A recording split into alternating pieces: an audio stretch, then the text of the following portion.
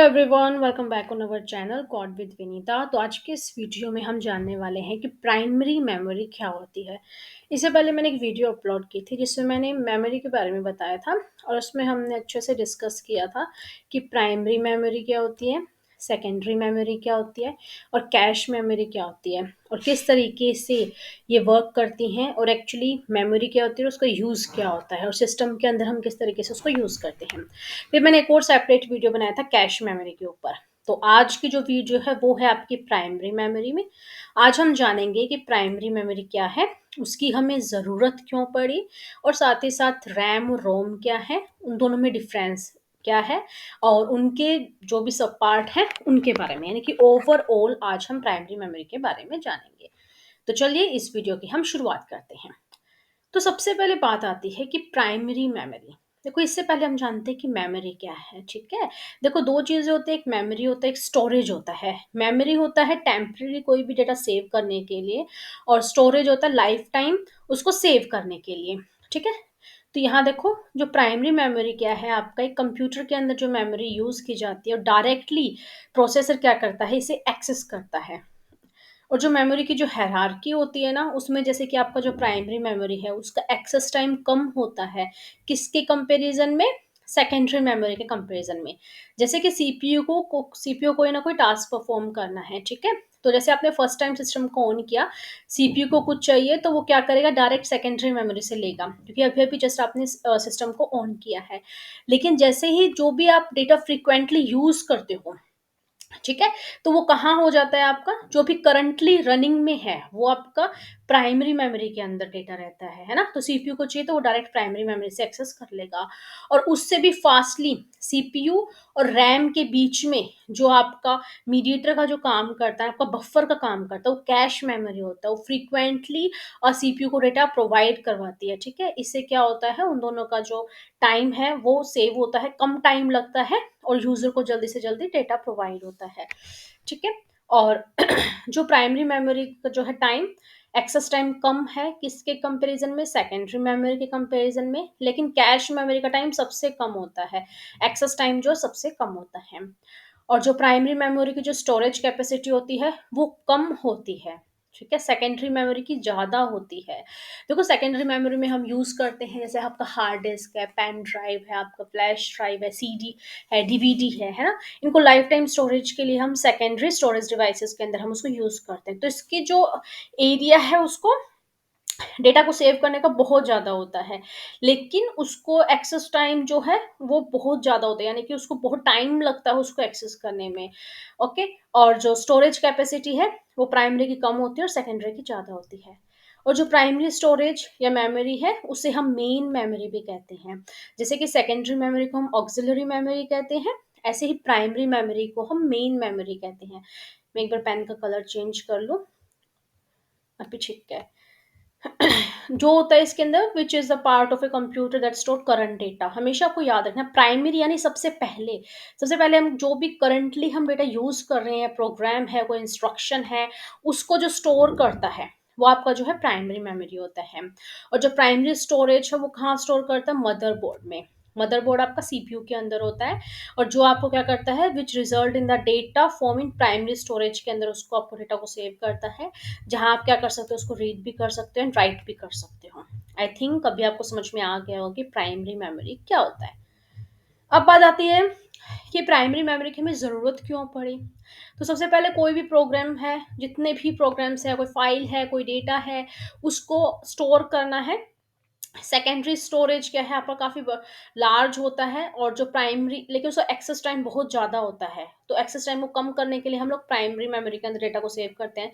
Currently कोई भी हम वर्किंग में कोई भी फाइल हमने ओपन कर रखी है तो वो बाय डिफॉल्ट जो आपकी रैम के अंदर ही आपकी प्रोसेस करती है। Secondary memory can not be access directly by CPU, यानी सीपीयू या प्रोसेसर को कोई भी डेटा चाहिए तो डायरेक्टली सेकेंडरी मेमोरी से एक्सेस नहीं कर सकते, वो करेंगे आपका प्राइमरी मेमोरी से। और देखा जाए तो टू एग्जीक्यूट एनी प्रोसेस, कोई भी प्रोसेस करना है आपको ऑपरेटिंग सिस्टम में, डेटा को लोड करना है, तो प्राइमरी मेमोरी काफ़ी हेल्पफुल होती है क्योंकि इसका एक्सेस टाइम कम होता है और ये स्मॉलर भी होती है।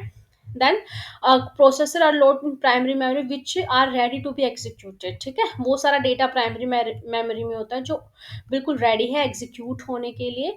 देन सीपीयू उसको डायरेक्ट एक्सेस कर सकता है, जिससे उसका जो प्रोसेस है वो उसका एफिशिएंटली वर्क करेगा और जो परफॉर्मेंस है वो भी ऑप्टिमाइज होगी। देन जो मेमोरी को हम ऑर्गेनाइज करते हैं स्टेप बाय स्टेप, उस उसे हम क्या कहते हैं, उसे मेमोरी हायरार्की कहते हैं। अगर आपसे पूछना कि मेमोरी हायरार्की क्या होता है, तो क्या कहोगे, the organization of a memory in step wise manner, यानी स्टेप टू स्टेप अगर उसे अरेंज करें तो उसे मेमोरी हायरार्की कहते हैं। प्राइमरी मेमोरी के एग्जाम्पल हैं, जैसे रैम है, ROM, cache, P ROM, E P ROM है, रजिस्टर्स हैं, ये सारे आगे अब हम डिस्कस करने वाले हैं। तो सबसे पहले बात आती है, प्राइमरी मेमोरी के दो पार्ट होते हैं। क्लासिफिकेशन क्या है प्राइमरी मेमोरी के, दो हैं, एक आपका रोम होता है और एक आपका रैम होता है। अगर नाम से भी नहीं समझ लोगे ना तो सब कुछ ईजिली समझ में आ जाएगा। सबसे पहले फुल फॉर्म देखो, रोम का होता है read only memory, that mean यहीं से पता चल रहा है हम और सिर्फ रीड कर सकते हैं, हम उसमें राइट नहीं कर सकते, ठीक है, कुछ भी एडिटेबल यहाँ नहीं होता है। एंड रैम क्या होता है, रैंडम एक्सेस मेमोरी, रैंडम यानी कि रैंडमली अगर आप कुछ भी वर्क कर रहे हो और अभी जो करंटली आप वर्क कर रहे हो वो सारा का सारा आपका रैम में प्रोसेस होता है। तो चलिए अभी हम देखते हैं एक एक को करके। ये आपकी मेमोरी हायरार्की है इस तरीके से। अगर आप कॉलेज गोइंग स्टूडेंट हो, स्कूल गोइंग स्टूडेंट हो, तो इस तरीके से आएगा। टाइप्स ऑफ मेमोरी दो हैं आपकी बेसिकली, रैम एंड रोम है। रैम के भी फर्दर दो पार्ट होते हैं, एस रैम और एक होता है आपका डी रैम, इनको भी देखेंगे। रोम के तीन होते हैं, याद रखना है, P ROM, E P Rome and double E P Rome. Okay, ये थे इससे क्लासिफिकेशन। अब सबसे पहले हम जानते हैं रोम। देखो इसमें रैम एंड रोम ये दोनों प्राइमरी मेमोरी के पार्ट है, इनमें कभी भी आपको कंफ्यूज नहीं होना है, हमेशा आपको ध्यान रखना है इन दोनों में डिफरेंस क्या है। डिफरेंस आप जान जाओगे ना, लाइफ टाइम आपको याद रहेगा, वो भी मैं ट्रिक आपको लास्ट में बताऊंगी, ठीक है। तो अभी थोड़ा थ्योरी का पार्ट देखते हैं। देखो जो रोम है ना वो इंक्लूड करती है उन प्रोग्राम्स को, जैसे कि बूटिंग का है, अभी आपका सिस्टम, आप जैसे आपने फर्स्ट टाइम सिस्टम को स्टार्ट किया है, तो जो भी प्रोसेस होती है वो इनबिल्ट होती है ना, कि सबसे पहले आपकी विंडो स्क्रीन आएगी, देन क्या होगा आपका डेस्कटॉप स्क्रीन आएगा, है ना, किस तरीके से प्रोसेस स्टेप टू स्टेप आपका सिस्टम ऑन होता है, जो बूटिंग प्रोसेस होती है वो सारे इनबिल्ट होते हैं, हर कंपनी की उसके अकॉर्डिंग अलग अलग होती है ना। जो भी एल्गोरिथम इसमें रिटर्न है ओएस के अंदर, आपके ऑपरेटिंग सिस्टम के अंदर वही चलेगी। अब आप चाहते हो कि सबसे पहले मैंने स्विच बटन को ऑन किया है इसका लैपटॉप का, तो डायरेक्ट डेस्कटॉप आ जाए, ऐसा नहीं होगा क्योंकि वो इनबिल्ट नहीं है, है ना। तो यानी कि जो भी इनबिल्ट प्रोसेस होती हैं सारी की सारी वो रोम के अंदर होती हैं, जिन्हें हम ऑल्टर या चेंज नहीं कर सकते, हमेशा याद रखना है।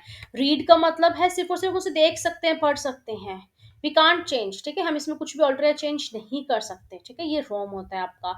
अब रोम आपका हर जगह होता है, देखो मैं आपको for example life daily routine से रिलेटेड मैं आपको बताती हूँ। जैसे आपको वॉशिंग मशीन है, वॉशिंग मशीन आप यूज करते हो, उसमें टाइमर सेट करते हो कि 15 मिनट तक आपकी मशीन घूमे, तो आपने टाइमर सेट कर दिया तो 15 मिनट तक ही घूमेगी वो, क्योंकि इनबिल्ट फीचर उसमें कंपनी वालों ने लगाया है। अगर बीच में लाइट चली जाती है, अगर वो 10 मिनट घूम ली और लाइट चलेगी, तो लाइट आने के बाद भी कितना बचा था उसका, 5 मिनट बचा तो 5 मिनट ही घूमेगी, ऐसा नहीं कि स्टार्टिंग से स्टार्ट होगा फिर से 15 मिनट घूमेगी, ऐसा नहीं होता है, ठीक है। जैसे लगा लो कि आपका इसमें हो गया, माइक्रोवेव में हो गया आपका, ठीक है, जो रोम बता रही हूँ मैं आपको, हर जगह इसका यूज किया जाता है।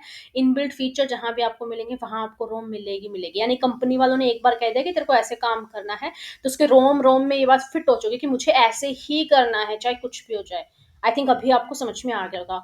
बायो सेटअप है आपका, बूटिंग प्रोसेस है आपका, ये सारी रोम के अंदर ही आती हैं। बायोस के फुल फॉर्म होते हैं बेसिक इनपुट आउटपुट सिस्टम, ठीक है, तो ये सारा आता है आपका रोम के अंडर में। अब टाइप्स ऑफ रोम बेसिकली आपके तीन होते हैं, एक पी रोम होता है, एक ईपी रोम होता है, एक डबल ईपी रोम होता है। मैं आपको बेसिक समझाती हूँ, देन आप इसमें थ्योरी देखना। सबसे पहले फुल फॉर्म देखो, एक एम रोम भी होता है, लेकिन बेसिक तीन ही होते हैं। एम रोम की फुल फॉर्म, रोम का सबका फुल फॉर्म आपको पता है। एम का होता है मास्क्ड, पी से प्रोग्रामेबल, ई से इरेजेबल एंड डबल ई से इलेक्ट्रिकली इरेजेबल। अब देखो मास्क्ड रोम का मतलब क्या होता है, ये आपका हार्ड वायर्ड और प्री प्रोग्राम होता है। प्री प्रोग्राम यानी पहले से ही प्रोग्राम उसके अंदर सेटअप कर दिया, और अगर एक बार वैसा सेटअप कर दिया तो उससे आप चेंज नहीं कर सकते। कोई भी कंटेंट अगर एक बार आपने इसमें लिख दिया तो आप उसके अंदर चेंज किसी भी तरीके से नहीं कर सकते, ठीक है, इसे कहते हैं मास्क, यानी कि एक बार उसने मास्क पहन लिया देन आप उसको रिमूव नहीं कर सकते, याद रखने का तरीका बता रही हूँ। देन होता है पी रोम। पी रोम होता है प्रोग्रामेबल। प्रोग्रामेबल का मतलब होता है can be modified once by the user, यानी कि एक बार उसे यूजर चेंज कर सकते हैं। इसमें तो एक बार भी नहीं कर सकते, और इसमें यूजर एक बार कर सकता है। अब देखो कि मेरे सिस्टम के अंदर, फॉर एग्जांपल मेरे सिस्टम के अंदर पी रोम लगा दिया। अब मैंने क्या किया, इसके अंदर मैं डेटा सेव करती थी, मैंने फाइल्स भी इसके अंदर में ले आई। मैं इसके अंदर आपके ऑडियो वीडियो जो कुछ भी था मैंने उसके अंदर एक बार डाल दिया। ठीक है, मेरा जो पी रोम है वो फुल हो चुका है। अब मुझे उसके अंदर से डिलीट करना है, बट पी रोम ऐसा फीचर देता ही नहीं कि आप उसके अंदर से इरेज कर सको, रिमूव कर सको। अब मैंने एक चीज की 10 फोटो ले ली, लेकिन मुझे चाहिए उनमें से एक। लेकिन ये तो कह रहा है कि मैंने तो पी रोम के अंदर सेट किया, 10 की 10 ही रहेंगी, आप उसे डिलीट नहीं कर सकते। यानी कि एक बार आपको परमिशन है डेटा को एंटर करने की, बट बाद में उसमें कुछ भी चेंज करने की परमिशन नहीं है। तो ये तो कोई सही बात नहीं हुई ना।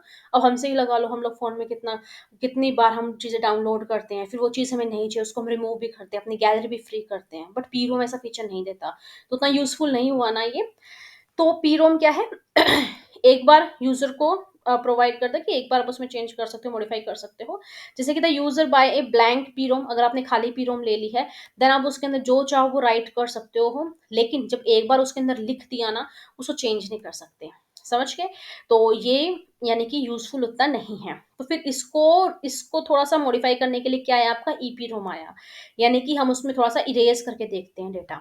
तो ई से हो जाएगा इरेजेबल एंड प्रोग्रामेबल रोम। अब इसमें क्या होता है, इसको आप इरेज तो कर सकते हो, but with the help of UV rays. अब लगा लो कि मेरे पास मेरे सिस्टम में ईपी रोम है, मैंने उसके अंदर डेटा फीड कर लिया सारा, वो फुल हो चुकी है। अब मुझे उसमें से कुछ डेटा रिमूव करना है, मैं उसको इरेज कर सकती हूँ, बट उसको एक बार निकालोगे सिस्टम से और बाहर यूवी रेडिएशन में लेके जाओगे और वहां से इरेज करोगे, तो ये भी अल्ट्रा वायलेट जो लाइट है उससे इरेज करोगे, है ना। तो ये भी उतना बेनिफिशियल नहीं हुआ। अब बार बार इतना थोड़ी करोगे आप आज के इस जमाने में, है ना। तो फिर इसको इसको थोड़ा और मॉडिफाई किया, और यहाँ पे लेके आए क्या, डबल ईपी रोम। अब डबल ईपी रोम का मतलब क्या होता है, इलेक्ट्रिकली इरेज करेगा प्रोग्रामेबल को। यानी कंटेंट आप चेंज कर सकते हो, इरेज कर सकते हो किसी भी कंटेंट को electrically. One byte can be erased at time instead of deleting in one go. ठीक है, एक बार में आप इतना वन बिट जो है उसमें वन बाइट जो है इरेज कर सकते हो, लेकिन ये भी बहुत ज्यादा स्लो प्रोसेस है। आई थिंक अभी आपको समझ में आ गया होगा कि जो रोम के टाइप हैं वो क्या क्या है। जल्दी से बताओ, M ROM, P ROM, EP ROM and double EP ROM. M से हो जाएगा मास्क रोम, यानी कि एक बार मास्क पहन लिया आप उसे नहीं रिमूव कर सकते, दैट मीन ऑल्टर भी नहीं कर सकते। पी रोम, एक बार प्रोग्राम यूजर्स में सेट कर देता है, देन उसे इरेज नहीं कर सकता, ऑल्टर नहीं कर सकता। ईपी रोम इरेज कर सकता है, बट जो आपका यूवी रेज की हेल्प से। डबल ईपी रोम इरेज कर सकता है, इलेक्ट्रिकली कर सकता है, बट इसकी प्रोसेस काफी स्लो है। आई थिंक अभी आप ये लाइफ टाइम नहीं भूलने वाले हैं। फिर भी कोई अगर डाउट है तो कमेंट करके पूछ लेना। देन आता है रैम।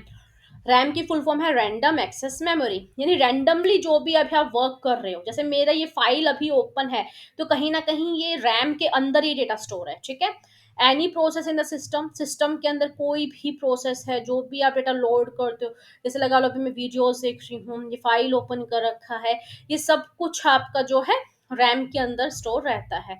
लेकिन ये रहता है आपका जब तक उसको यूज करते हो। जैसे ही मैं उसको कट कर दूंगी, सिस्टम को ऑफ कर दूंगी, तो वो वहां से चला जाता है। ठीक है। अब टाइप ऑफ रैम होते हैं दो, एक होता है डी रैम और एक होता है एस रैम। अब देखो, डी रैम का मतलब होता है डायनामिक, और एस रैम का मतलब होता है स्टैटिक। देखो, स्टैटिक का मतलब होता है जो हमेशा वैसा ही, उसको चेंज नहीं कर सकते। ठीक है, स्टैटिकली डेटा उसके अंदर ऐड है। डायनेमिक होता है फ्रीक्वेंटली डेटा चेंज होता रहे। फॉर एग्जाम्पल, अगर हम वीडियो गेम्स खेलते हैं तो बार बार हम वो रिफ्रेश होता रहता है ना, कि अभी मैं यहाँ खड़ी थी बंदूक लेके, मैं थोड़ी देर बाद वहां खड़ी हूँ, फिर मैं थोड़ा आगे खड़ी हूँ, अभी मैंने पलटी मार ली। जो कुछ भी उसमें प्रोसेस चल रही है वो डायनामिकली चल रही है। ठीक है, तो यानी डायनामिक का मतलब क्या होता है, नीड टू प्रिडिक्टली रिफ्रेश, यानी कि फ्यू मिली सेकेंड्स में बार बार अपने आप को रिफ्रेश कर रहा है। किसकी हेल्प से करता है? डी रैम में दो चीजें होती है, तो कैपेसिटर होता है एक ट्रांजिस्टर की हेल्प से, वो क्या करता है अपने आप को, वो क्या करता है फ्रीक्वेंटली चेंज करता रहता है। ये आपका क्या होता है, D RAM is widely use in home PC के अंदर यूज किया जाता है, सर्वर्स के अंदर। It is cheaper than S RAM. ये क्या है आपका, चीपर है, यानी सस्ता है किसके कंपैरिजन में, एस रैम में। अब एस रैम का मतलब क्या होता है, स्टैटिक। स्टैटिक का मतलब होता है जो RAM keeps a data as long, यानी कि लंबे टाइम तक, जब तक उसको पावर सप्लाई हो रही है, जब तक लंबे टाइम तक उसको सेव करके रखे। And S RAM uses sequentially जो सर्किट्स होते हैं, लाइक आपका फ्लिप फ्लॉप होते हैं, रजिस्टर्स में भी आपके फ्लिप फ्लॉप होते हैं ना, उसमें ये स्टोर करता है डेटा को। ठीक है? और ये बार-बार रिफ्रेश नहीं करता है डेटा को। एसरैम थोड़ा महँगा होता है, ठीक है? और इसकी स्पीड के अकॉर्डिंग देखा जाए तो ये थोड़ा महँगा होता है, डीरैम आपका सस्ता होता है, ठीक है? ये बात आपको ध्यान रखनी है। और जो कैश मेमोरी होती है वो भी एसरैम के अंदर ही क्रिएट की जाती है। और अभी याद रखो कि प्राइमरी मेमोरी वोलाटाइल नेचर की होती है। देखो प्राइमरी के अंदर रैम एंड रोम होते हैं। रोम आपकी नॉन वोलाटाइल होती है, रैम आपकी वोलाटाइल होती है, बट प्राइमरी मेमोरी ओवरऑल पूछी जाए तो वो वोलाटाइल होती है। अब वोलाटाइल नॉन वोलाटाइल क्या होता है? वोलाटाइल का मतलब होता है कि अगर आपका करंट चला जाता है, ठीक है, पावर चली जाती है तो आपका डेटा भी लॉस्ट हो जाता है, उसे वोलाटाइल कहते हैं। नॉन यानी कि अगर चली भी जाती है, नॉन मतलब नहीं, आपका जो डेटा है वो लॉस्ट नहीं होता है, ठीक है। ये था आपका रैम एंड रोम। अब जल्दी से हम जानते हैं इन दोनों के बीच में डिफरेंस जानते हैं। डिफरेंस समझ जाओगे तो इसलिए आपको आ जाएगा समझ में। सबसे पहले रैम है, देन आपका रोम है। सबसे पहले फुल फॉर्म आपको लिखनी है। डेटा रिटेंशन में देखा जाए तो रैम अभी मैंने आपको बताया कि वोलाटाइल है, अगर पावर चलेगी तो डेटा भी लॉस्ट हो गया। नॉन वोलाटाइल में ऐसा नहीं होता है। रीड एंड राइट में देखा जाए तो आप रैम के अंदर रीड एंड राइट दोनों कर सकते हैं, बट रोम के अंदर ओनली रीड कर सकते हैं। यूजेस देखा जाए तो इसमें जो है करंटली डेटा को स्टोर करता है, एंड रोम में जो है आपका ये डेटा को फर्मवेयर में और माइक्रो कोड के अंदर स्टोर करता है, ठीक है। और स्पीड में देखा जाए तो रैम हाई स्पीड है, रोम आपकी क्या है, रैम के कंपैरिजन में स्लोअर है। अगर सीपीयू इंटरेक्शन में देखा जाए तो इजीली हम एक्सेस कर सकते हैं डेटा को रैम से, बट रोम से हम डायरेक्टली जो है इजीली एक्सेस नहीं कर सकते डेटा को। साइज एंड कैपेसिटी में देखा जाए तो रैम का लार्ज साइज और हायर कैपेसिटी है, ठीक है, और रोम की क्या है, small size and less capacity है। अगर यूज के पर्पज से देखा जाए तो रैम के अंदर हम सीपीयू कैश या फिर प्राइमरी मेमोरी यूज करते हैं, एंड रोम के अंदर हम फर्मवेयर और जो माइक्रो कंट्रोलर्स हैं वो यूज करते हैं।